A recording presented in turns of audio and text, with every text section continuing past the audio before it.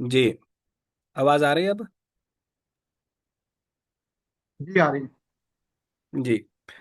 तो इस सबक में इंशाल्लाह हम जामे तिरमिज़ी को पढ़ेंगे। लेकिन जामे तिरमिज़ी पढ़ने से पहले ज़ाहिर है किसी भी किताब को पढ़ने से पहले उसका तारुफ ज़रूरी है। तो इसलिए आज के सबक में इंशाल्लाह हम जामे तिरमिज़ी का एक मुख्तसर सा तारुफ इंशाल्लाह पढ़ेंगे। सबसे पहले अगर हम देखें तो इमाम तिरमिज़ी रहमुल्लाह का नाम है मोहम्मद बिन ईसा बिन सौरा अत-तिरमिज़ी। और इनको कहा जाता है सुलमी बूगी। ये जो तिरमिज है, इसको आप तिरमिज भी पढ़ सकते हैं, तुरमुज भी पढ़ सकते हैं, और तरमिज भी पढ़ सकते हैं। ज्यादातर मशहूर तिरमिज है, और तुरमुज भी है, तुरमुजी। तो तिरमिजी भी मशहूर है और तुरमुजी भी ज्यादा मशहूर है। तो ये जो तिरमिज शहर है, ये दरियाए जैहून के साहिल पर वाक़ है। और आजकल अगर हम इसको देखें, ये वसती एशिया में उज़्बेकिस्तान का हिस्सा है। तो वहाँ तिरमिज शहर में एक बूग नामी गांव था। तो इमाम तिरमिजी रहमहुल्लाह उसी के बाशिंदे थे।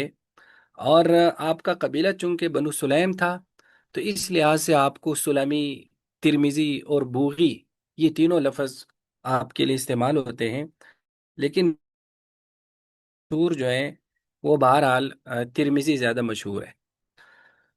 इमाम तिरमिजी रहमहुल्लाह का ज़ाहिर है तारुफ इसी हवाले से आपका तारुफ गोया कि बहुत मशहूर है कि आप सियाह सित्ता के मुसन्निफीन में से, यानी हदीस की वो 6 किताबें हैं जिन पर तकरीबन उम्मत का इजमा है और उसको पढ़ा पढ़ाया जाता है। तो इमाम तिरमिज़ी रहमहुल्लाह उस किताब के मुसन्निफ हैं, यानी हदीस की 6 किताबों में से एक किताब के आप मुसन्निफ हैं। इमाम तिरमिज़ी रहमहुल्लाह 210 हिजरी में आपकी पैदाइश होती है, इसके आसपास, या 209 में बाज़ के मुताबिक, और 279 हिजरी में आपकी वफ़ात होती है। जबकि आपके असातिज़ा में से, ज़ाहिर है बहुत सारे असातिज़ा हैं, किसी मुहद्दिस के बहुत सारे असातिज़ा होते हैं, लेकिन सियाह सित्ता में आप दो हज़रात के शागिर्द हैं। एक इमाम बुखारी रहमुल्लाह, और दूसरे इमाम अबू दाऊद रहमुल्लाह। तो इमाम बुखारी रहमुल्लाह और इमाम अबू दाऊद रहमुल्लाह जो हैं, ये आपके शागिर्द, ये आपके उस्ताद हैं। और इमाम अहमद बिन हम्बल रहमुल्लाह भी आपके उस्ताद हैं। इमाम तिरमिज़ी रहमुल्लाह जब इमाम बुखारी रहमुल्लाह से जब उन्होंने पढ़ा, तो इमाम बुखारी रहमुल्लाह का आपके बारे में एक बड़ा मशहूर तबसरा था कि जितना इस्तिफादा इन्होंने मुझसे किया है, उससे ज़्यादा इस्तिफादा मैंने इनसे किया है। यानी एक उस्ताद एक शागिर्द के बारे में अगर ये कहे कि मैंने इनसे ज़्यादा इस्तिफादा किया। अब इस हमारे असातिज़ा इस जुमले की तशरीह में फरमाया करते थे कि दरअसल इसकी वजह यह है कि ये जो ज़हीन शागिर्द होता है, तो वो दरअसल उस्ताद के लिए वाकई एक इस्तिफादे की ज़रिया बन जाता है। ज़ाहिर है वो ज़हीन शागिर्द होता है, पूछता रहता है उस्ताद से, और चीज़ें जो है ना, उस्ताद से ऐसे सवालात करता है जिससे उस्ताद को मुताला करना पड़ता है। तो इस तरह से वो ज़हीन शागिर्द उस्ताद के इल्म का एक ज़रिया बन जाता है। तो शायद इस लिहाज से इमाम बुखारी ने कहा होगा कि जितना इस्तिफादा इन्होंने मुझसे किया है, इससे ज़्यादा इस्तिफादा मैंने इससे किया है। लेकिन ये एक अच्छी तशरीह है। लेकिन यूँ भी कह सकते हैं कि इमाम तिरमिज़ी रहमतुल्लाह हो सकता है उस ज़माने में खुद हदीस के और हदीस के असनाद के इतने बड़े आलिम हो कि इमाम तिरमिज़ी को भी उनसे गोया कि पूछना पड़ता हो। बहुत सारी चीज़ें इमाम तिरमिज़ी को पूछनी पड़ती हो। तो इसलिए गोया कि ये भी कह सकते हैं। तो कोई भी गोया कि इस जुमले की तशरीह हो सकती है। लेकिन इससे बहरहाल इमाम तिरमिज़ी का एक मकाम तो झलकता है कि इमाम बुखारी जैसी शख्सियत, अब आपने पहले सबक में इमाम बुखारी का तारुफ पढ़ा होगा, तो इमाम बुखारी जैसी शख्सियत अगर कहें कि इमाम तिरमिज़ी से मैंने इस्तिफादा किया, तो इससे उनका एक मकाम तो झलकता है। उसके बाद अगर हम देखें, इमाम तिरमिज़ी रहमतुल्लाह ज़ाहिर है मशहूर मुसन्निफ़ थे और बहुत सारी किताबें उन्होंने लिखी हैं। लेकिन उनकी ख़ास तौर पर 3 किताबें बड़ी मशहूर हुई। तीन में भी सी 2 किताबें बड़ी मशहूर हुई। एक यही सुनन तिरमिज़ी जिसका आज हम तारुफ पढ़ रहे हैं। दूसरी उनकी है अश्शमाइलुन नबविय्या, जिनको शमाइल तिरमिज़ी कहते हैं। اور انتہائی بابرکت کتاب ہے۔ نبی علیہ الصلوۃ والسلام کے شمائل، شمائل کا مطلب ہوتا ہے آپ علیہ السلام کے جو پرسنل، آپ کے آپ کا آپ کے حالات ہیں، یعنی جو آپ کی پرسنل زندگی سے متعلق ہے، جیسے آپ لباس کیسے پہنتے تھے، آپ جو ہے نا کھانا کیسے کھاتے تھے، آپ چلتے کیسے تھے، آپ کا حلیہ کیسا تھا، اور آپ کی گفتگو کیسی تھی، جو انسان کے ایک جتنے بھی شب و روز کے انسان کے اس ذاتی احوال ہوتے ہیں نا، تو اس میں ظاہر ہے آپ کا کردار یا آپ کے اخلاق بھی اس میں زیر بحث ہے، لیکن زیادہ تر آپ کے جو عام روزمرہ کے عادات ہیں اس میں اس کو بیان کیا گیا ہے۔ تو شمائل ترمذی بڑی مشہور کتاب ہے، ہو سکتا ہے آپ نے بھی اس سلسلے میں پڑھی ہو، یہ جو آپ کورس کر رہے ہیں، اگر نہیں پڑھی تو ضرور اس کو پڑھ لیں۔ یا اپنے مطالعے کے ساتھ بہت ساری شروعات اس کو لکھی جا چکی ہے، یا کسی بھی استاد سے ان کو پڑھ لیں۔ بہت ہی بابرکت کتاب ہے الشمائل النبویہ، جن کو شمائل ترمذی کہا جاتا ہے۔ اور یہ انہوں نے دو کتابیں لکھی، کتاب العلل، العلل الصغیر اور علل الکبیر۔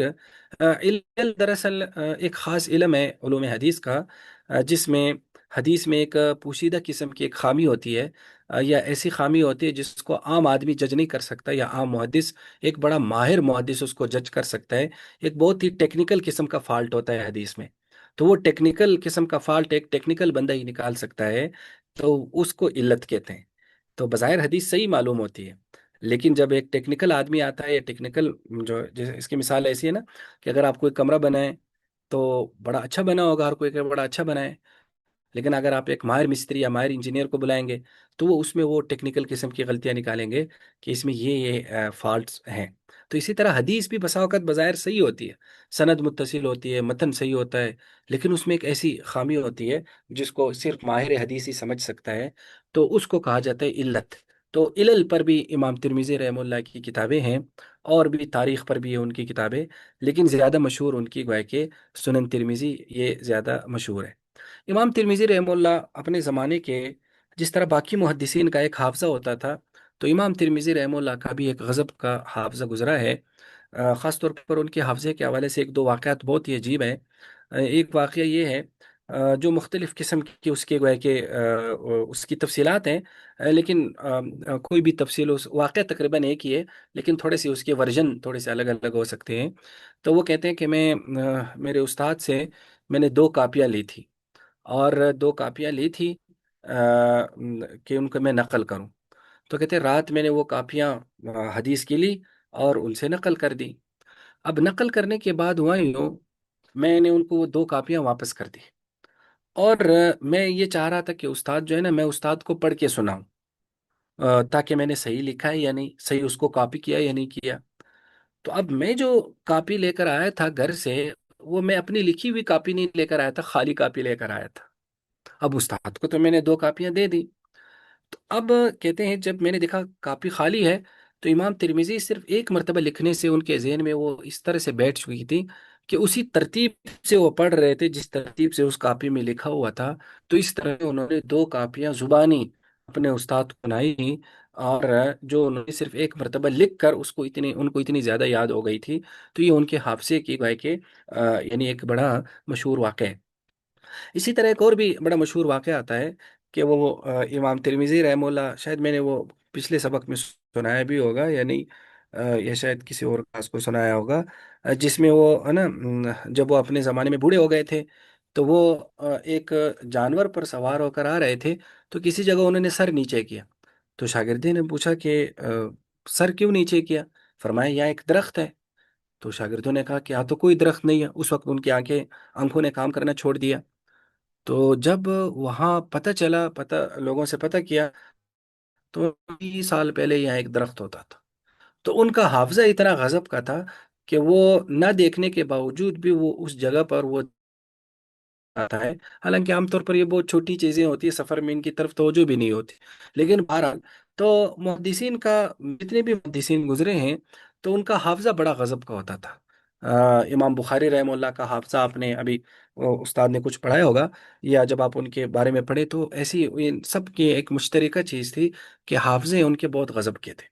پھر خاص طور پر حدیث کی سند یاد کرنا، چین یاد کرنا، اور پھر اس کو دیکھنا، تو وہ گویا کہ ایک بہت ہی عجیب و غریب اور عقل کو حیران کرنے والی ہے۔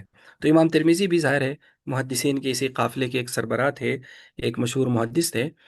ہمارے ایک استاد کہا کرتے تھے کہ بلکہ یہ میں نے غالباً یہ بات سنی ہوگی مولانا عبد المجید لدھیانوی صاحب سے، وہ جو مشہور شیخ الحدیث گزرے ہیں، پھر فوت ہو گئے تھے، ختم نبوت کے امیر بھی تھے۔ ایک زمانے میں نا ہمارے پاکستان میں حفظ احادیث کا ایک رواج ہو گیا کہ بھئی احادیث یاد کرو، اور ابھی تو ابھی ہے، لیکن آج سے کوئی 10 12 سال پہلے کافی ایک گویا کہ ایک فضا پھیل گئی تھی کہ بھائی حفظ احادیث یاد کرو، بچوں کو بھی یاد کرواتے تھے، اور وہ بھی۔ تو اس وقت نا ہم ان کی مجلس میں بیٹھے ہوئے تھے، تو انہوں نے بڑی پتے کی بات کہی۔ انہوں نے کہا یہ جو لوگ کہتے ہیں نا حدیث یاد کرو، حفظ احادیث، یہ کامیاب نہیں ہو سکتا۔ انہوں نے کہا اس کی وجہ یہ ہے کہ اگر احادیث بھی اسی طرح یاد ہو سکتی ہیں جیسے قرآن، پھر تو قرآن کا امتیاز نہ رہا۔ تو انہوں نے کہا حدیث اس طرح سے یاد ہو ہی نہیں سکتی، یہ بہرحال انسانی کلام ہے نا، اگرچہ یہ بھی وہی ہے، لیکن وہ وہی مطلوب نہیں ہے نا کہ اس کے الفاظ باقاعدہ، قرآن کے تو الفاظ بھی اللہ تعالیٰ کی طرف سے بالکل فکس تھے، متعین تھے، تو قرآن اور حدیث میں تو بہرحال کافی فرق ہے۔ تو تو انہوں نے فرمایا کہ پھر قرآن کا امتیاز نہیں رہے گا، قرآن کا جو ایک معجزہ ہے اس کا آسانی سے حفظ ہو جانا۔ پھر انہوں نے یہ بات کی کہ بھئی کسی کے ذہن میں آ سکتا ہے کہ وہ محدثین کو کیوں ایسی حدیثیں یاد تھی۔ اب جیسے امام بخاری فرماتے میں نے 6 لاکھ احادیث سے اپنی کتاب تیار کی ہے، اب 6 لاکھ احادیث ان کو یاد تھی، یا جیسے امام ترمذی کا یہ حافظہ۔ تو انہوں نے فرمایا یہ ایک مختصر عرصے کے لیے اللہ نے ایسے لوگ پیدا کر دیے جن کے حافظے عام انسانی حافظوں سے بالکل ماورا تھے، تاکہ یہ حدیث کو محفوظ کر لیا جا سکے۔ اور حدیث کا علم چونکہ جب ایک مرتبہ مدون ہو گیا، اس کے یاد کرنے کی اب ضرورت نہ رہی، کتابوں میں آ گئی، تو وہ نسل بھی ساتھ ہی ختم ہو گئی۔ تو گویا کہ وہ ایک بالکل ایک ٹیمپرری کچھ لوگ ایسے آئے تھے، ان کو کاپی کرنا اب دیگر انسانوں کے بس کی بات نہیں ہے۔ تو ان کی بات دل کو بھی اس لیے لگتی ہے کہ یہ جو ایک قافلہ آیا تھا جو سیاستہ کے زمانے میں، یہ جو محدثین کا قافلہ آیا تھا، تو اس قافلے کے بعد حالانکہ بڑے بڑے علماء گزرے ہیں، لیکن احادیث کے اس طرح کے حفاظ شاذ و نادر ہی پہ رہا ہے۔ ہو سکتا ہے کسی علاقے میں کوئی ایک آدھ آیا ہو، لیکن اس طرح کا ایک جو تسلسل کے ساتھ، یا جو ایک بہت نامی گرامی جو حفاظ حدیث اس زمانے میں تھے، وہ پھر کبھی نہیں آئے۔ اب جیسے امام بخاری کا وہ واقعہ بڑا مشہور ہے کہ نا ان کا 10 محدثین نا ان کا امتحان لینے کے لیے ہر ایک نے 10 10 حدیثیں لی، اور ایک کی سند دوسرے کے ساتھ لگا لی، اور دوسرے کی سند دوسرے متن کے ساتھ لگا لی، اس کو مکس کر دیا، اور وہ ایک محدث آتا اپنی پہلی حدیث سناتا، امام بخاری کی مجھے پتا، دوسری حدیث سناتا، کہتے ہیں مجھے نہیں پتا، وہ اپنی 10 حدیثیں سنا دیتا، دوسری آتا، تیسرا، چوتھا، تو اس طرح سے 100 احادیث ایک مجلس میں ہر ایک نے سنائی۔ پھر امام بخاری نے پہلے کو بلایا کہ بھائی آپ نے پہلے حدیث اس طرح سے سنائی تھی، وہ غلط ہے، آپ نے فلاں متن فلاں سند کو ملایا، جبکہ اس متن کی صحیح سند یہ ہے۔ تو پہلے ان کا غلط سناتے تھے، پھر صحیح والا سناتے تھے۔ تو اس موقع پر علماء یہ کہتے ہیں کہ اس کی تصحیح کرنا اتنی بڑی بات نہیں تھی، وہ تو محدث تھے، لیکن وہ غلط احادیث بھی اسی ترتیب سے یاد ہو جانا ایک مرتبہ سن کر، اصل کمال یہ تھا کہ اسی ترتیب سے 100 حدیثیں ایک مرتبہ سننے سے یاد ہو جانا۔ تو یہ گویا کہ اس طرح کے حافظے یعنی یہ عام سی بات تھی اس زمانے میں۔ تو امام ترمذی رحمہ اللہ کا بھی حافظہ اسی قسم کا تھا۔ اس کے بعد آپ آ جائیں جامع ترمذی کی طرف، کہ جامع ترمذی، سب سے پہلی بات تو یہ ہے کہ جامع ترمذی کا نام کیا ہے، پورا نام کیا ہے؟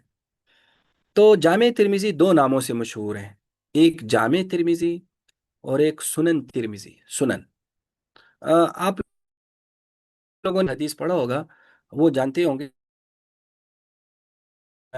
جامع دراصل حدیث کی وہ کتاب ہوتی ہے جس میں فقہی مسائل کے علاوہ کوئی 9 کے قریب بڑے بڑے بڑے موضوعات سے متعلق احادیث ہو، جس میں ایمان ہو، عقائد ہو، زہد، آداب، رقاق، مناقب، فضائل، فتن، احکام، یعنی 9 کے قریب یا 10 کے قریب بڑے بڑے موضوعات سے متعلق احادیث ہو، تو اس کے کتاب کو کہتے ہیں جامع کتاب، ٹھیک ہے؟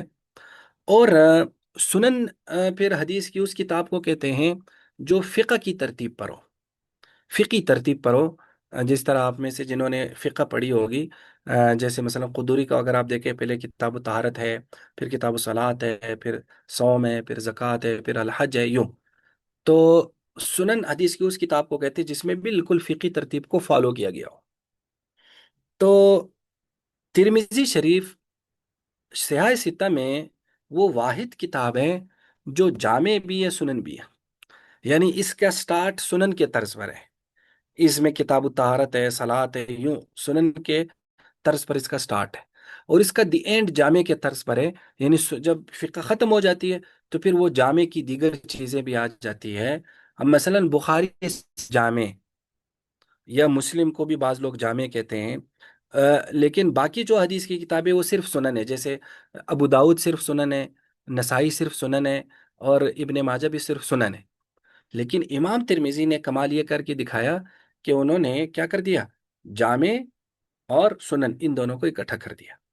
اور اس کی ان دونوں کو اکٹھا کرنے کی وجہ بعض لوگوں نے یہ لکھی ہے کہ دراصل انہوں نے نا سیاہ ستہ میں سے دو اساتذہ سے پڑھا تھا، امام بخاری رحمہ اللہ سے اور ایک امام ابو داؤد رحمہ اللہ سے. تو سنن کا کانسیپٹ امام ابو داؤد سے لیا، اور جامع کا کانسیپٹ انہوں نے امام بخاری سے لیا. تو انہوں نے دونوں اساتذہ کے کام کو اپنی ایک کتاب میں جمع کر دیا اور ترمیزی لکھ لی. تو اس وجہ سے اس کو جامع ترمیزی بھی کہا جاتا ہے اور سنن ترمیزی بھی کہا جاتا ہے. باقی اس کا اصل نام کیا ہے، یہ ایک بڑا ایک گویا کہ معمہ ہے کہ ان کا اصل نام کیا ہے. آج کل کے بعض جدید محققین نے خاص طور پر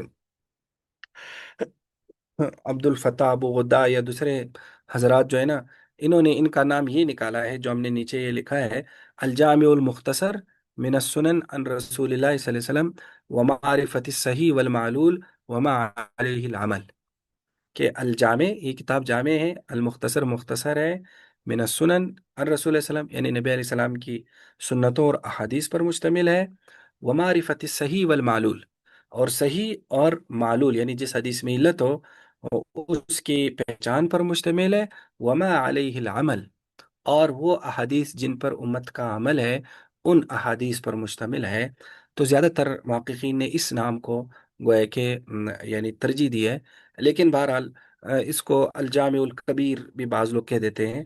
تو ہمارے حلقوں میں زیادہ تر سنن ترمیزی کے نام سے مشہور ہے ہمارے بر صغیر میں، لیکن عرب حلقوں میں زیادہ تر یہ الجامع کے نام سے مشہور ہے.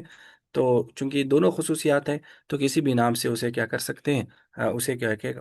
تو یہ نام آپ نے ذہن میں رکھنا ہے: الجامع المختصر من السنن الرسول اللہ صلی اللہ علیہ وسلم ومعرفت الصحیح والمعلول وما علیہ العمل.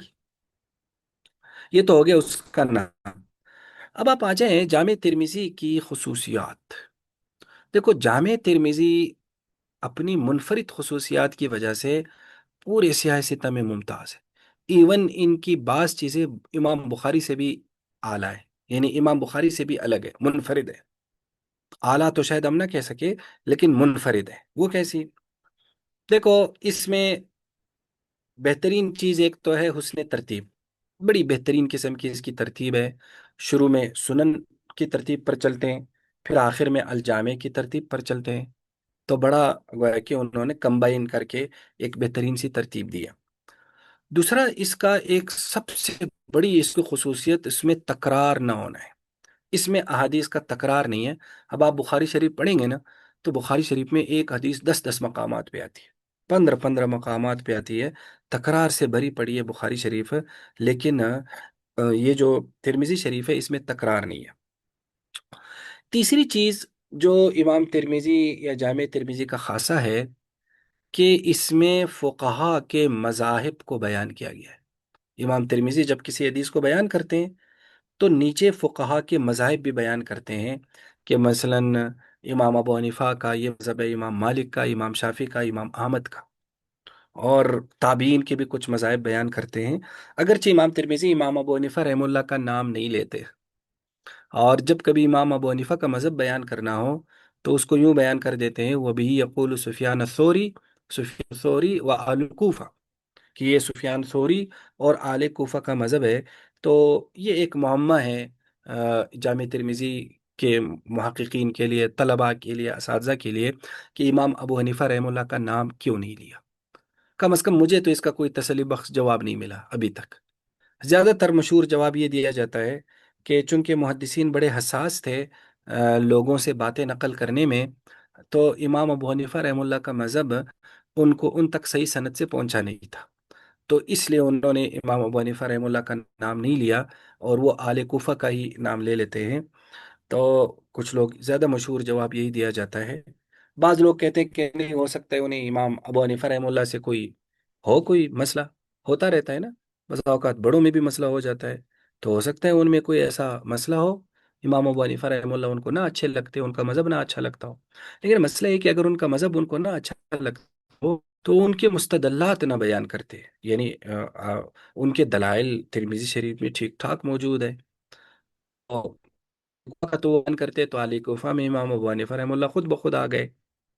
तो बहरहाल ये यूं समझ लो कि एक मुअम्मा ही है कि उन्होंने उनका नाम क्यों नहीं लिया, वो इमाम तिरमिजी खुद जानते हैं। काश वो खुद इसकी तशरीह कर लेते।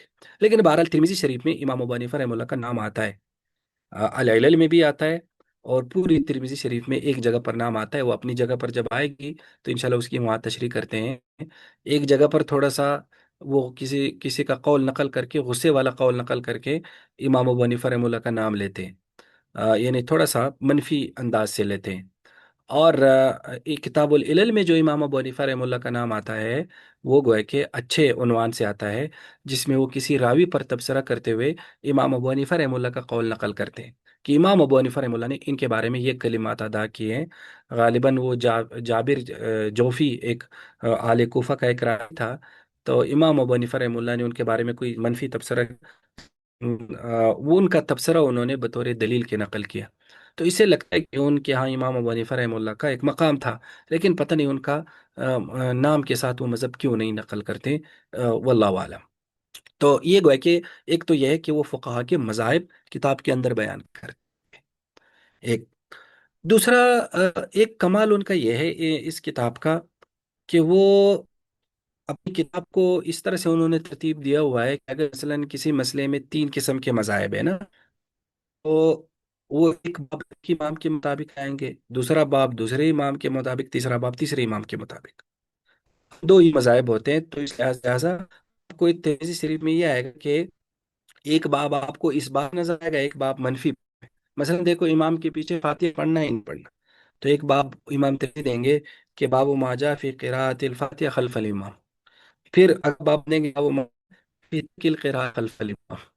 तो कभी बांधेंगे और तर्क कभी बाप बांधेंगे। तो वो हर इमाम का बदल जिक्र करते हैं। इसी तो कहा जाता है, खुद इमाम ने अपनी इस किताब के बारे में तफसीर किया है। ये किताब ऐसी किताब है जिस पर हर हदीस पर किसी न किसी फकीह ने अमल किया, किसी न किसी मुजतहिद ने इसकी हर हदीस को लिया है। और एक दो हदीसों के में वो कि उस पर अमल है, लेकिन उस हमारे हनाफ अपने मकाम है, उस फिर ओके, उस पर करो। तो कि इसकी हदीस हो, किसी न किसी शहर के और की, तो उस बहरहाल कमाल की बात इमाम मिज़ी जो है कि कि उन्होंने फुक़हा के तमाम मुस्तदल्लात को अपनी किताब में जमा किया। इसलिए तो इस किताब की इतनी अहमियत है। मैंने एक आलिम की बात सुनी थी कि वो कहते थे कि जब दारुल उलूम देवबंद में जो सर मुदरिस होता था, ये जो बड़ा शेखुल हदीस होता था, उनको तिरमिजी दी जाती थी। अगरचे बाद में पाकिस्तान में अब ये रिवाज बन गया, शेखुल हदीस बुखारी के साथ होता है, यानी जो बुखारी पढ़ाता है उसको कहते हैं शेखुल हदीस। लेकिन देवबंद में शेखुल हदीस तिरमिजी वाला होता था, जो उस्ताद तिरमिजी पढ़ाता था उसको शेखुल कहा जाता था, क्योंकि तिरमिजी शरीफ कुछ हवालों से इमाम बुखारी से बुखारी से तक से अलग है। तो उसकी ख़ास तौर पर यह खासियत बहुत कमाल की है कि किसी न किसी फ़कीह ने उनकी हदीसों को लिया है। उसके बाद यह है कि वो सिर्फ फ़िक़ह नहीं उसमें ज़िक्र करते, वो उलूमुल हदीस से मुतल्लिक भी बड़े सारे की चीज़ें अपनी किताब के अंदर ज़िक्र करते हैं। जैसे इस पर करेंगे, ये हदीस सही है, हसन है, ज़ईफ क्या है, हदीस पर उन्होंने तबसरा किया। दूसरा, वो हदीस की सनद और उसके रावियों पर भी ज़रूर तबसरा करते हैं कि इस हदीस के बारे में फला रावी का ये नाम है, फला रावी के बारे में तबसरा है। हर हर रावी के बारे में नहीं, लेकिन जहाँ जहाँ ज़रूरत हो तो वो के रावियों पर तबसरा भी करते हैं। अगर ना कि ये काम इमाम बुखारी नहीं करते, इमाम बुखारी सिर्फ हदीस जिक्र करते हैं, न वो किसी फ़कीह का मज़हब जिक्र करते हैं, न वो किसी रावी किसी हदीस पर तबसरा करते हैं, न वो हदीस का दर्जा बताते हैं इमाम बुखारी। لیکن امام ترمذی ہر حدیث کے بارے میں یہ سارے کام الگ الگ سے بتاتے ہیں۔ اور ایک اور اس کی خصوصیت یہ کہ اس میں اختصار ہے، ترمذی شریف مختصر ہے۔ مختصر ایسا ہے کہ امام ترمذی چونکہ صرف مستدلات فقہا بیان کرنے کا ان کا ارادہ ہے، تو اس لیے وہ بسا اوقات لمبی حدیث کو مکمل ذکر نہیں کرتے، صرف اس کا وہ ٹکڑا ذکر کرتے ہیں جس ٹکڑے کو آپ کہہ سکتے ہیں کہ جو ایک فقی کا مستدل ہے بس۔ تو اس وجہ سے اس میں اختصار بھی کہ بس صرف وہی ٹکڑا لے ہے جس جس جملے سے کسی فقیر نے استدلال کیا ہے، تو اسی کو لے لیتے ہیں۔ تو اس طرح سے اس میں ایک قسم کا کیا آ جاتا ہے، اختصار بھی آ جاتا ہے۔ تو یہ تو ہو گیا موافق اور مخالف احادیث۔ ایک اور بڑی عجیب و غریب اس کتاب کی خصوصیت ہے جس کو کہتے ہیں وفی الباب۔ وفی الباب، وفی الباب کا کیا مطلب ہے؟ امام ترمذی کا انداز یہ ہے کہ وہ ایک باب باندھتے ہیں، باب کے تحت ایک حدیث لاتے ہیں، یا زیادہ سے زیادہ دو حدیث، یا زیادہ سے زیادہ تین، بس اس سے زیادہ نہیں لاتے۔ تو عموماً ایک ہی حدیث ہوتی ہے، آپ دیکھ لیں گے، کبھی کبھی دو تین بھی ہو جاتے ہیں، لیکن بہرحال اتنی۔ اب ایک دو حدیثیں لے کر آئیں، اب اس موضوع سے متعلق تو کافی ساری حدیث ہوتی ہے نا، تو امام ترمذی کیا کرتے ہیں، نیچے کہتے ہیں وفی الباب، کہ اس موضوع سے متعلق، وفی الباب سے متعلق ہے جو میں نے اوپر موضوع باب باندھا ہے، اس باب یعنی اس موضوع سے متعلق فلاں فلاں صحابی کی روایت بھی ہے۔ تو وہ کہتے ہیں وفی الباب عن عمر عن عائشہ عن ام سلمہ عن علی عن ابی ہریرہ عن ابن عباس، اس طرح کہہ دیں گے۔ تو گویا کہ ایک حدیث ذکر کر دی، باقی تمام احادیث کی طرف وہ فی الباب کہہ کر اس کی طرف اشارہ کر دیا۔ تو یہ فی الباب جنہوں نے اس کی شروعات کی ہے، انہوں نے مستقل اس کو حل کیا ہے۔ اور یہ جو بنوری ٹاؤن کے مشہور محدث تھے، آ، یہ جو شہید ہو گئے تھے، مولانا یوسف مختار صاحب، ندیانی شام سے نہیں نہیں، یہ حبیب یہ اللہ مختار۔ حبیب اللہ مختار صاحب، شابش، جزاکم اللہ۔ تو حبیب اللہ مختار صاحب نے باقاعدہ وفی الباب کی تخریج کی ہے کہ کشف النقاب اما یقولہ الترمذی وفی الباب، لیکن وہ انہوں نے میرے خیال میں چند ہی کتابوں کی پوری ترمذی شریف کی نہیں کی۔ تو اسی طرح اور بھی اب تو عرب میں وفی الباب کی تخریج پر مستقل کتابیں آ چکی ہے جس میں وفی الباب کی تخریج کرتے ہیں۔ تو وفی الباب کے عنوان سے انہوں نے گویا کہ بہت ساری احادیث کو اکٹھا کر دیا ذکر کیے بغیر۔ تو یہ بھی گویا کہ امام بخاری کا امام ترمذی کا وفی الباب ایک بہت زبردست چیز ہے۔ اور آگے انہوں نے، یہاں میں نے وہی جملہ ذکر کر دیا جو میں نے پہلے آپ کو بتایا، کہ انہوں نے اپنے دونوں اساتذہ امام ابو داؤد اور امام بخاری کے دونوں طریقوں کو اپنی کتاب میں کیا کر دیا، جمع کر دیا۔ اس کے بعد جامع ترمذی کے بارے میں ظاہر ہے مختلف قسم کے اقوال ہیں، خاص طور پر امام ترمذی کا اپنا قول اس کتاب کے بارے میں، اپنی کتاب کے بارے میں، کہ اگر کسی گھر میں ترمذی شریف ہو تو وہ ایسی ہے جیسے اس میں خود رسول اللہ صلی اللہ علیہ وسلم موجود ہے باتیں کرتے ہوئے۔ یعنی ان کو اپنی کتاب پہ اتنا ناز تھا کہ ظاہر ہے جب فقہا نے جن احادیث کو لیا ہو تو ان کی صحت میں بہت ہی کم بر کلام ہو سکتا ہے، تو گویا کہ اس پر لوگوں کا عمل بھی ہے ان احادیث پر، اور فقہا نے لیا بھی ہے، اور ان کی سندیں بھی اتنی حد تک صحیح ہے کہ وہ کہتے ہیں گویا کہ خود نبی علیہ الصلوۃ والسلام اس میں اس گھر میں موجود ہو کر باتیں کر رہے ہو۔ اور اسی طرح اور بھی یہ جو حافظ ابن عسیر کا قول ہے کہ امام ترمذی کی کتاب بہت سی علمی فوائد کی حامل، عمدہ ترتیب سے مزین اور بہت کم تکرار والی ہے۔ تو خیر، شاہ عبد العزیز صاحب کا مقولہ ہے، بہت سارے احباب کے مقولے آپ کو مل جائیں گے ترمذی شریف سے متعلق۔ اس کے بعد اگر ہم اس کتاب کا انداز دیکھیں تو امام ترمذی کا انداز وہی ہے کہ وہ فقی ترتیب سے ایک باب باندھیں گے۔ باب امام ترمذی عموماً حدیث کے الفاظ سے باندھتے ہیں، یعنی بھی ایک ان کا کمال ہے، جس کی وجہ سے ان کا ترجمۃ الباب یعنی جو باب کا عنوان ہے وہ بڑا آسان ہے۔ آپ بخاری شریف میں انشاءاللہ آپ پڑھیں گے، آپ کو استاد پڑھائیں گے کہ بخاری شریف کا سب سے مشکل جو مقام ہے وہ اس کے جو ابواب کے عناوین ہیں، یعنی جو ابواب کے ہیڈنگز ہیں، جن کو عربی میں کہتے ہیں ترجمہ، جو ترجمۃ الباب ہے وہ بڑا مشکل ہے بخاری شریف کا، اور بخاری شریف میں سارا زور اسی پہ ہوتا ہے کہ بھائی اس ترجمۃ الباب کا کیا مقصد ہے، یہ الفاظ امام بخاری کیوں لے کر آئے، کیا بتانا چاہتے ہیں۔ لیکن امام ترمذی اس حوالے سے بہت سہل ہے، وہ وہ نبی علیہ السلام کا قول سے ہی ذکر کرتے ہیں۔ مثلا حدیث ہے لا تقبل صلاۃ بغیر طہور، اب یہ حدیث ہے، تو وہ باب بھی اسی طرح لائیں گے، باب ما جاء لا تقبل صلاۃ بغیر طہور۔ تو وہ کوشش کرتے ہیں کہ حدیث کے الفاظ سے ہی عنوان باندھا جائے یا اس کے قریب قریب، ٹھیک ہے؟ پھر اس کے بعد وہ ایک حدیث ذکر کریں گے، یا میں نے بتایا جس طرح دو تین بھی ذکر کر دیتے ہیں، عموماً وہ ایک حدیث ذکر کرتے ہیں۔ اب حدیث ذکر کر دی، اس کے فوراً بعد وہ اس پر تبصرہ کریں گے کہ قال ابو عیسیٰ، امام ترمذی کہتے ہیں کہ یہ حدیث حسن ہے، ضعیف ہے، یہ کیا ہے؟ یہ حسن، صحیح، حسن غریب یا صحیح غریب، یہ ہم جب ترمذی شریف پڑھیں گے تو موقع پر انشاءاللہ ہم اس کو کریں گے۔ اس کے بعد وہ فی الباب کہیں گے، وہ فی الباب میں جن جن صحابہ سے حدیث مروی ہے وہ کریں گے۔ پھر اس کے بعد وہ اس کے بارے میں جو ایک عمل ہے فقہا کا اس کو ذکر کریں گے کہ وہ بھی یقول بعض التابعین، یا وہ بھی یقول شافی، وہ بھی یقول مالک، یا والعمل علی عند اہل العلم، اس طرح کے الفاظ استعمال کر کے وہ اس پر عمل کی طرف اشارہ کریں گے۔ اور پھر وہ کسی راوی پر انہوں نے اسپیسیفک کسی راوی پر تبصرہ کرنا ہو، کسی راوی کا نام بتانا ہو، جیسے حضرت ابو ہریرہ کا اصل نام کیا ہے وہ بتانا ہو، یا جیسے کوئی راوی ہے اس کی کسی راوی کے ساتھ کوئی تھوڑی سی نا سملیرٹی ہو سکتی ہے کہ فلاں راوی وہ ہے، یہ الگ راوی ہے، تو وہ بتائیں گے۔ یا بسا اوقات کسی راوی کے بارے میں تبصرہ ہو، اور جب وہ اس طرح کے حدیثی تبصرے کرتے ہیں نا، تو حدیثی تبصروں میں وہ زیادہ تر اپنے استاد امام بخاری کو فالو کرتے ہیں۔ اور وہ کتاب میں بار بار آپ پڑھیں گے، وہ کہیں گے سألت محمد، میں نے محمد سے پوچھا، یعنی امام بخاری سے، امام بخاری کا نام محمد ہے نا، محمد بن اسماعیل، وقال محمد، محمد کہتے ہیں، سألت محمد، میں نے امام بخاری سے پوچھا۔ ہاں، کئی مواقع پر وہ اختلاف بھی کر جاتے ہیں، کئی مواقع پر کہتے ہیں میں نے امام بخاری سے پوچھا اپنے استاد سے کہ اس میں سے کون سی حدیث صحیح ہے، تو کہتے ہیں میرے استاد نے کہا وہ صحیح ہے، لیکن میں کہتا ہوں یہ صحیح ہے۔ تو کئی کئی موقع پر وہ اختلاف بھی کر جاتے ہیں امام بخاری سے، لیکن زیادہ تر وہ گویا کہ اعتماد امام بخاری پہ ہی کرتے ہیں۔ تو لہٰذا امام بخاری نے جس حدیث کے بارے میں جو تبصرہ کیا ہو، جس راوی کے بارے میں، تو وہ اسی کو ہی حل کرتے ہیں اور اسی کو ہی لیتے ہیں۔ تو لہٰذا جب بھی آپ ترمذی شریف میں یہ پڑھیں سألت محمدن، تو اس کا مطلب ہوگا کہ وہ امام بخاری سے پوچھ رہے ہیں کہ امام بخاری کا یہ ہے۔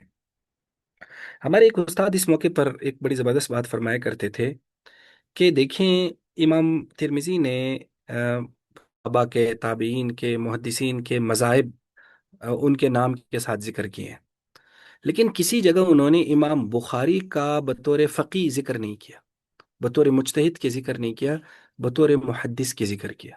یعنی کسی حدیث پر کلام کرنا ہو کسی راوی پر، تو کہتے ہیں اس سے معلوم ہوا کہ امام ترمذی بھی یہ بات سمجھتے ہیں کہ حدیث کی طرف رجوع کرنا ہو تو امام بخاری کی طرف جانا پڑے گا، لیکن جب فقہ کی طرف رجوع کرنا ہو پھر امام بخاری کی طرف نہیں۔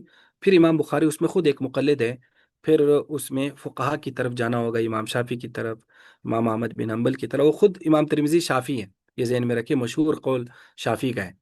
تو گویا کہ وہ بھی اس میں فرق کرتے کہ بھائی امام بخاری کا اعلیٰ مقام ہی صحیح، بہت اعلیٰ مقام صحیح، لیکن بہرحال وہ مجتہدین کے وہ پائے پر نہیں ہے نا، جو ایک مجتہدین کا کمال ہے، یا جو مجتہدین کا ایک ہے، امام ابو حنیفہ رحمہ اللہ، امام شافی، امام احمد بن حنبل، امام مالک، تو امام بخاری بہرحال اس اجتہاد کے مقام میں ان سے بہت نیچے ہے۔ تو اس لیے امام ترمذی بھی یہ بڑا فرق کرتے ہیں کہ اگر ان کو سی چیزیں پوچھتے ہیں، لیکن جب فقی مسائل کی بات آتی ہے پھر وہ اپنے استاد کو اگنور کر دیتے، پھر ان کا ذکر نہیں کرتے، ان کا فقی مذہب بہت ہی کم ذکر، مجھے نہیں یاد ترمذی شریف میں انہوں نے کسی جگہ فقی میں امام بخاری کا ذکر کیا ہو سکتا ہے کیا ہو، میرے ذہن سے نہیں گیا، میری وہاں نظر نہ گئی ہو، چلو ہم ابھی دیکھیں گے بھی، اسی چیز کو بھی دیکھیں گے، لیکن بہرحال وہ کہ اتنا نمایاں انہوں نے ذکر نہیں کیا۔ تو اس طرح سے پھر ان کا باب ختم ہوتا ہے، پھر اگلا باب اسی طرح ذکر کرتے ہیں۔ تو گویا کہ یہ سارا ان کے منہج میں یہ ساری چیزیں جو ہے نا وہ گویا کہ آتی ہے۔ اس کے بعد اگر ہم جامع ترمذی کی شروحات کو دیکھیں تو جامع ترمذی کی کافی ساری شروحات ہیں۔ قدیم شروحات میں سے اس کی ایک شرح بڑی مشہور ہے، عارضۃ الاحوزی بشرح سنن الترمذی۔ قاضی ابو بکر ابن العربی یہ مالکی عالم ہے، تو ان کی عارضۃ الاحوزی بڑی مشہور ہے۔ اسی طرح قدیم شروحات میں ایک حافظ ابن رجب حنبلی کی ہے، شرح جامع الترمذی، یہ بھی مشہور ہے۔ اور اگر جدید خاص طور پر اس پر پاک و ہند میں بڑا کام ہوا ہے، تو ایک اہل حدیث عالم تھے، علامہ عبد الرحمن مبارک پوری رحمہ اللہ، تحفۃ الاحوزی بشرح جامع ترمذی، بہت کمال کی شرح لکھی ہے مبارک پوری صاحب نے۔ خاص طور پر ترمذی شریف کو بہت بہترین انداز میں حل کیا گیا ہے، لیکن چونکہ ظاہر ہے وہ اہل حدیث عالم تھے، تو اس میں انہوں نے اپنے مسلک کو یا اپنے اہل حدیث کے مسائل کو تو ترجیح دینی ہے، اور احناف پر تنقید بھی کرنی ان کا حق ہے۔ تو ایک علمی تنقیدات چلتی رہتی ہیں، لیکن اس سے علمی تنقیدات سے قطع نظر تحفۃ الآوازی ایک بڑی بہترین قسم کی شرح ہے، خاص طور پر اس کی پہلی جلد جو مقدمہ ترمذی پر مشتمل ہے، یعنی ترمذی شریف کے تعارف پر اور حدیث کے حوالے سے بڑے کمال کے گویا کہ اس میں مباحث ہے، تو تحفۃ الاحوذی عربی میں بڑی مشہور شرح ہے۔ اسی طرح حضرت مفتی تقی عثمانی صاحب دامت برکاتہم العالیہ نے کئی سال ترمذی شریف پڑھائی ہے، تو ان کے دروس کو ان کے شاگردوں نے جمع کیا، درس ترمذی کے نام سے بڑی مشہور ہے۔ ہمارے پاک و ان میں زیادہ تر اساتذہ اسی درس ترمذی کو دیکھتے ہیں، طلبا تو گویا کہ ان کی امتحان کی کاپی ہی درس ترمذی ہوتی ہے۔ تو آپ لوگ بھی درس ترمذی لے لیں، 3 جلدوں میں، نیٹ پر بھی مل جاتی ہے، آپ نیٹ سے اس کے ڈاؤن لوڈ کر سکتے ہیں، ورنہ تو میں گروپ میں بھی پھر ڈال دوں گا۔ تو درس ترمذی بڑی زبردست قسم کی اس کی گویا کہ ایک اچھی شرح ہے، ایک درسی شرح ہے جو ایک درس کے انداز میں ہے۔ اور اس کے علاوہ ترمذی شریف پڑھایا کرتے تھے حضرت انور شاہ صاحب کشمیری رحمہ اللہ، جیسے میں نے آپ کو بتایا کہ بڑا استاد ترمذی شریف پڑھاتے تھے۔ تو حضرت انور شاہ صاحب رحمہ اللہ کا جو ایک ترمذی شریف کا ظاہر ہے، ان کا درس کبھی انشاءاللہ موقع پر آئے گا، ان کی باتیں تو پھر نہ کسی اور طرف ہم نکل جائیں گے۔ تو ان کے کچھ شاگردوں نے نا ان کی ترمذی شریف کی کاپی لکھی، جس میں خاص طور پر ایک تھے مولانا چراغ صاحب، چراغ علی صاحب یا چراغ محمد صاحب، چراغ مولانا، تو چراغ کے نام میں آتا ہے۔ تو انہوں نے عربی زبان میں اپنے استاد کی تقریر لکھی العرف الشذی کے نام سے، ٹھیک ہے، اور کچھ اور ان کے اور شاگردوں نے بھی لکھی۔ تو چونکہ حضرت بن نوری رحمہ اللہ بھی ان کے شاگرد تھے، تو مولانا یوسف بن نوری صاحب نے یہ سوچا کہ میں الحرف الشذی اور جو میرے استاد سے جو خود میں نے سنا ہے، یا جو باقی ان کی کتابوں میں چیزیں آتی ہیں، ان سب کی کمبائن کر کے میں جامع ترمذی کی ایک مفصل شرح لکھوں، جس میں میرے استاد کے افادات بھی ہوں لیکن ایک مستقل شرح بھی ہوں۔ تو انہوں نے معارف السنن کے نام سے شرح لکھی، معارف السنن بشرح جامع السنن، یعنی سنن ترمذی کی شرح ہے حضرت یوسف بن نوری رحمہ اللہ کی۔ لیکن یہ ان کی 6 جلدیں لکھ پائے تھے، لیکن بس اللہ کو منظور نہ ہوا، یہ شرح مکمل نہیں ہو سکی۔ لیکن وہ 6 جلدیں جو ہیں وہ بہت ہی کمال کی کتاب ہے، بہت ہی کمال کی۔ اور میں تحدیث بن نعمت کے طور پر کہتا ہوں کہ الحمدللہ مجھے اس کا اکثر حصہ، یعنی اگر ہو سکتا ہے میں کامل کا بھی کہہ سکتا ہوں کہ میں نے سارا مطالعہ کیا ہے، لیکن ظاہر اس میں اس طرح سے جھوٹ آ سکتا ہے کہ ہو سکتا ہے مجھ سے کچھ صفحات رہ گئے ہوں، کچھ مباحث رہ گئے ہوں، تو گویا کہ اکثر حصہ تو الحمدللہ میں نے اس کا پڑھا ہے، یعنی 80 سے 90% الحمدللہ اس کا مطالعہ کیا ہے۔ تو بہت ہی کمال کی شرح ہے معارف السنن، لیکن بہرحال مکمل نہیں ہو سکی، کتاب الحج تک انہوں نے لکھی۔ پھر اس کے بعد حضرت مولانا مفتی زاہد صاحب دامت برکاتہم العالیہ جامعہ امدادیہ کے جو شیخ الحدیث ہیں، اور شیخ الحدیث مولانا نذیر احمد صاحب رحمہ اللہ کے صاحبزادے ہیں، تو پھر انہوں نے اس معارف السنن کا تکملہ لکھنا شروع کیا۔ ابھی میرے خیال میں اس کی 3 یا 4 جلدیں آ چکی ہیں، تکملہ معارف السنن، زبردست شرح ہے تکملہ بھی۔ لیکن ظاہر ہے کہ حضرت بن نوری کا اپنا ایک انداز تھا، اپنا ایک مقام تھا، اور مولانا زاہد صاحب کا اپنا ایک علم ہے، ہر استاد کا یا ہر عالم کا اپنا ایک منہج ہوتا ہے۔ تو بہرحال تکملہ معارف السنن بھی ایک بہترین قسم کا ایک اضافہ ہے ترمذی شریف کی اس میں شروحات میں۔ اسی طرح نیچے علامہ سیوطی رحمہ اللہ کی بھی قوت المختزی فی شرح جامع ترمذی بھی اس کی شرح ہے، بے شمار شروحات گویا کہ جامع ترمذی کی جو ہے نا لکھی جا چکی ہے۔ ہندوستان سے ایک عالم ہے مولانا سعید احمد پالمپوری صاحب غالباً، ان کی ہے تحفۃ العلمائی، تحفۃ العلمائی بھی بڑی زبردست شرح ہے، اگر آپ اس کو خرید سکتے ہیں تحفۃ العلمئی کو۔ میں نے یہاں اس کا نام شاید کیسے نہیں لکھا، حالانکہ میں جب جامع ترمذی پڑھائی ہے تو میں تحفۃ العلمئی کو ہی دیکھتا ہوں۔ تو بڑی ایک جامع قسم کی اس میں حدیث کی بھی تشریح ہے اور مذاہب بھی ہے، تو بڑی زبردست شرح ہے تحفۃ العلمئی بھی، تو اس کو بھی گویا کہ آپ یہ ذہن میں رکھیں۔ تو گئے کہ خلاصہ کیا نکلا کہ جامع ترمذی اپنی منفرد خصوصیات کی وجہ سے علمی، فقی اور تحقیقی اہمیت کی حامل ہے۔ یہ کتاب حدیث اور فقہ دونوں کو یکجا کرتی ہے، جس سے یہ روایت اور درایت دونوں کی خصوصیات کی حامل بن جاتے ہیں، یعنی حدیث اور فقہ کو۔ ہمارے ایک استاد بخاری اور ترمذی کا فرق بڑا اپنے الفاظ میں اس طرح سے بیان کرتے تھے کہ بخاری اور ترمذی دونوں یونیک ہیں۔ یونیک اس طرح سے کہ امام بخاری نے ایک کمال یہ کیا ہے کہ قرآن اور احادیث کو کمبائن کیا، یعنی آپ ابھی بخاری شریف پڑھیں گے تو وہ جب کسی بھی کتاب کا ذکر کرتے ہیں، یعنی کسی بحث کو شروع کرتے ہیں، جیسے مثلا کتاب الصلاۃ کا یا کتاب الایمان کا یا کتاب العلم کا، تو وہ قرآنی آیت ضرور لاتے ہیں۔ تو انہوں نے گویا کہ قرآن کو حدیثوں کے ساتھ ایسا فٹ کیا ہے، ایسا جوڑا ہے، جس سے ایک بہت ہی خوبصورت سا ایک کمبائن سی چیز وجود میں آئی۔ اور امام ترمذی نے پھر کمال کیا دکھایا؟ انہوں نے کمال یہ دکھایا ہے کہ حدیث کو فقہ کے ساتھ جوڑ دیا۔ اور یوں حدیث اور فقہ، آج کل نا ہمارے بعض اہل حدیث دوست جو ہے نا فقہ اور حدیث کو الگ الگ لیتے ہیں، تو ایسا نہیں، یہ دونوں بالکل ایک ہی ہے۔ تو انہوں نے حدیث اور فقہ کو بڑا بہترین قسم کا آپس میں جوڑ دیا، اور امام بخاری نے قرآن اور حدیث کو آپس میں جوڑ دیا۔ اور ظاہر ہے اسی سے دو ایسے فرقوں کی خود بخود تردید، بخاری شریف کے منہج سے معین حدیث کی تردید ہو جاتی ہے، تو کہتے ہیں قرآن الگ الگ ہے، ٹھیک ہے۔ اور ترمذی شریف سے غیر مقلدی کی خاطر پر جو لوگ فقہ کو نہیں مانتے، فقہا کو نہیں مانتے، اور امام ترمذی ایک جگہ کہتے ہیں، آگے آئے گا کہ وہ ایک فقی کا قول ذکر کرتے ہیں حدیث کی تشریح میں، پھر کہتے ہیں وَكَذَلِكَ قَالَ الْفُقَهَاءُ وَهُمْ أَعْلَمُ بِمَعَانِ الْأَحَادِيثِ، کہ ایسی فقہا نے کہا ہے اور وہ حدیث کے معنی سے سب سے زیادہ واقف ہے، کیونکہ حدیث صحیح ہے یا نہیں یہ تو ایک محدث کا کام ہے، لیکن حدیث پر عمل کرنا ہے یا نہیں کرنا، کیسے کرنا ہے، یہ پھر ایک فقی کا کام ہے، وہ ایسا نہیں۔ اور اس کی مثال بڑی مشہور ہے، امام آمش وغیرہ بھی اس کی مثال دیتے ہیں آج کل کے کانٹیکس میں۔ آپ دیکھیں کہ جیسے ایک میڈیکل سٹور والا ہوتا ہے نا، اس کے پاس دوائیاں ہوتی ہیں، لیکن کس بیماری کے لیے کون سی دوائی، یہ میڈیکل سٹور والے کا کام نہیں ہے، یہ کس کا کام ہے؟ یہ ڈاکٹر کا کام ہے، ٹھیک ہے۔ تو ڈاکٹر تجویز کرتا ہے کہ بھائی اس میڈیکل سٹور میں جتنی گولیاں ہیں یہ کھانے کی نہیں ہے، فلاں فلاں گولی کھانے کی ہے، اور فلاں آدمی کے لیے فلاں گولی ہے، فلاں آدمی کے لیے فلاں ہے۔ اور ان دوائیوں کو ارینج کرنا، ان کو لانا، یہ کس کا کام ہے؟ یہ میڈیکل سٹور والے کا کام ہے۔ تو یوں سمجھ لو کہ میڈیکل سٹور والے محدثین ہیں، وہ حدیثوں کو اکٹھا کرتے ہیں، ان کا ایک ذخیرہ بناتے ہیں، اور جو اس میں موضوع احادیث ہے، ایسی احادیث ہے جو ثابت نہیں ہے، ان کو الگ کر لیتے ہیں۔ لیکن جو پھر ان حدیثوں پر اب عمل کیسے کرنا ہے، یہ کام پھر فقہا کا ہے، یہ پھر فقہا تجویز کریں گے، یہ محدث تجویز نہیں کرے گا۔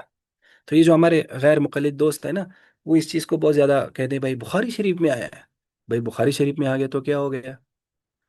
ایون بخاری میں آ جائے، لیکن اگر ایک فقی کہتا ہے اس پر عمل نہیں کرنا تو نہیں کر سکتے۔ خود بخاری شریف میں ایسی احادیث ہے جس پر عمل نہیں، آپ ابھی آپ پڑھیں گے بھی تو کافی ساری احادیث ہے، تھوڑی بھی نہیں، لیکن ہے بخاری میں آئی ہے، لیکن عمل نہیں ہے اس پر۔ تو گویا کہ عمل کرنا یا نہیں کرنا، یہ فیصلہ فقہا کا ہے۔ ہاں، حدیث صحیح ہے یا نہیں، حدیث کی چین میں کوئی مسئلہ ہے، حدیث کی سند میں اس کے راوی میں کوئی مسئلہ ہے، یہ پھر کام ہے محدثین کا۔ تو ان دونوں کی الگ الگ کیٹیگریز ہے، تو ظاہر ہے یہ دونوں ایک دوسرے کے حریف نہیں ہیں، یعنی کچھ لوگ حدیث اور فقہ کو بطور تقابل کے پیش کرتے ہیں، ایسا نہیں۔ اب دیکھو امام ترمذی اتنے بڑے محدث ہو کر امام شافعی کے مقلد ہیں، اور اپنے استاد امام بخاری سے اتنے متاثر ہونے کے باوجود کرتے ہیں وہ فقی مسائل میں شافعی کی طرف چلے جاتے ہیں، امام بخاری کی طرف نہیں جاتے۔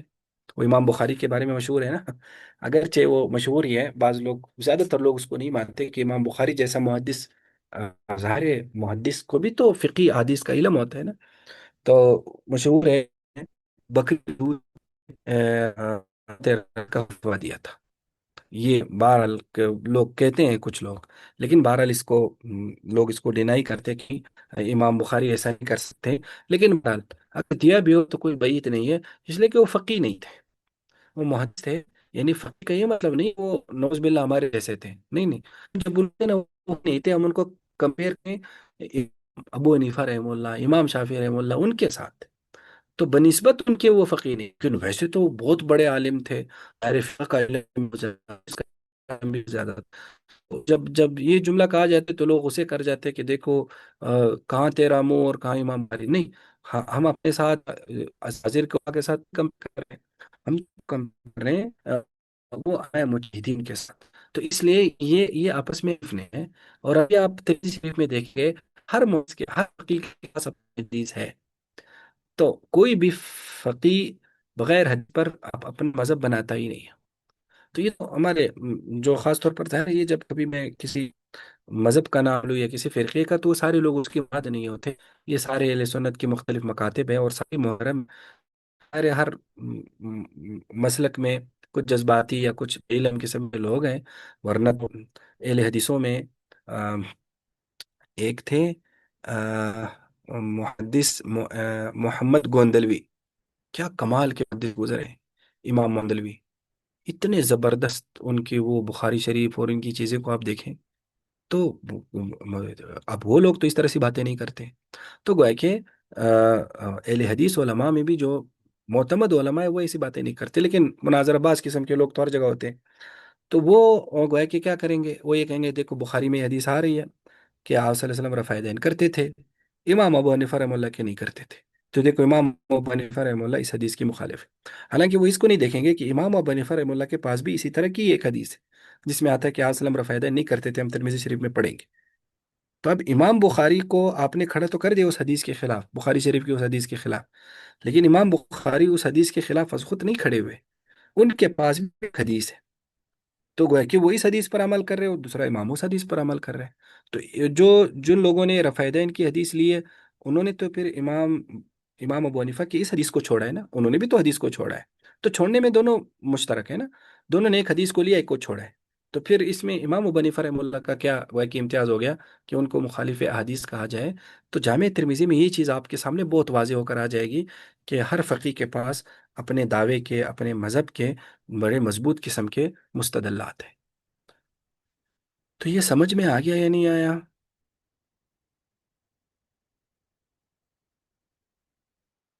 जी सही समझ आ गया अल्हम्दुलिल्लाह। ये साथ ही आ गया माशाल्लाह। चलो जी, तो आप लोगों का इस सबक से मुतल्लिक कोई सवाल तो नहीं है? उस्ताद जी, इमाम तिरमिजी तिरमिजी जी हैं, ये अरबी नस्ल हैं या अजमी हैं? अजमी है। जब ये अच्छा। उज़्बेकिस्तान के हैं, तो ये अरबी कैसे हो सकते हैं? ये सारे, इमाम बुखारी भी अजमी थे, इमाम सही। बुखारी जो थे वो भी अजमी थे, इमाम नसाई भी अजमी थे, इमाम मुस्लिम भी, ये सारे, ये जो वसती एशिया है ना, ये इस हम्म। इलाके के थे सारे सही। लोग जो है ना। तो इसलिए वो अजमी थे। वो उसके बारे में आता है ना, उनके मौला अमीन सफदर वकाड़वी साहब रहमतुल्लाह चूंकि बड़े हाजिर जवाब थे ना, तो जी। उनका ना किसी गैर मुखलिस से मुनाजरा हो रहा था। तो मुनाजरे में तो फिर जाहिर है अवामी बातें करनी होती है, इल्मी बातें तो नहीं होती। तो उन्होंने कोई मौत हदीस पेश कर दी, और वो गैर ने बुखारी की हदीस पेश कर दी। तो इमाम, तो उन्होंने कहा, हजरत काड़वी रहमुल्लाह ने कहा कि देखो मैं मदीने की किताब पेश कर रहा हूँ जिन्होंने मदीने में बैठकर लिखी है, और तुम बुखारा के आलिम की किताब पेश कर रहे हो, वो बुखारा इतने 1000 किलोमीटर मदीना से दूर है। तो उस गैर मुक़ल्लिद ने कहा कि देखें, इमाम बुखारी ने भी तो मदीने में बैठकर लिखी थी, क्योंकि आता है ना, उन्होंने मदीने में बैठकर लिखी हरम शरीफ में। तो कहा देखो हरम शरीफ में ही लिखे हो कोई बात नहीं, लेकिन देखो उनको अपने नाम, तो अपने मज़हब, अपने शहर का नाम फिर भी बड़ा प्यारा था, किताब का नाम फिर भी बुखारी रखा, मदनी नहीं रखा।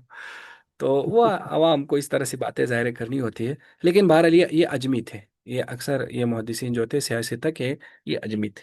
इसीलिए तो हमारे जो गैर मुनकरीन हदीस है, ये उसको क्या कहते हैं, अजमी साजिश। वो अजमी साजिश का नाम इसीलिए रखते हैं कि उनके जहन में ऐसा है कि ये जो लोग हैं, ये किसी जगह बैठ गए, उन्होंने मशवरा किया कि भाई उम्मत को गुमराह करना है, तो गुमराह करने के लिए इस तरह से करें, नबी अलैहि सलाम के नाम पर हदीस गढ़ो, और उसको गढ़ लिया, और उम्मत भी इतनी भूली थी सबने ले लिया। ये, यानी ये इस तरह से एक तसव्वुराती तो हो सकता है, लेकिन इल्म की दुनिया में ऐसा होता नहीं है। यानी कि चंद लोग बैठे हैं और कुछ झूठी बातें गढ़ें, और फिर पूरी उम्मत उसको दौड़ कर ले लें, तो ऐसा नहीं होता। तो इसी पर ना वो के ये अजमी सजश, जब ये है।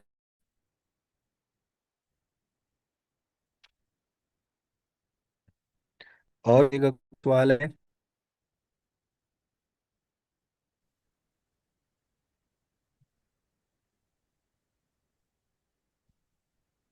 नहीं है? चलो जी, तो इंशाल्लाह कल फिर हम किताब का भी आगाज करेंगे। तो मैं जो आपको नुस्खा भेजा है, तो उस किताब को हम यहाँ शेयर करेंगे इंशाल्लाह, और उसी हम पढ़ेंगे इंशाल्लाह। आप में से कोई उसकी तिलावत करेगा, और कभी किसी को ना आती होगी तो मैं खुद पढ़ूंगा, और फिर उसका तर्जमा और उसके अंदर जो एक आध बातें होंगी, तो मैं उस किताब के साथ होगा कि हम टेक्स्ट पढ़ेंगे, ठीक है? तो उसमें हमने टेक्स्ट पर तवज्जो देनी है। तो आपने टेक्स्ट को अपने सामने रखना है, और वही टेक्स्ट पर ही आपने निशान लगाना है। किसी के जुमले की तशरीह हो गई या किसी जगह हो गया, तो हो सके तो साथ भी रहे, अच्छा है। वो यानी उस पर जो है ना, उस पर जो देंगे, ठीक है? जी ठीक है सर, जज़ाकल्लाह। इंशाल्लाह। चलो जी, ठीक है।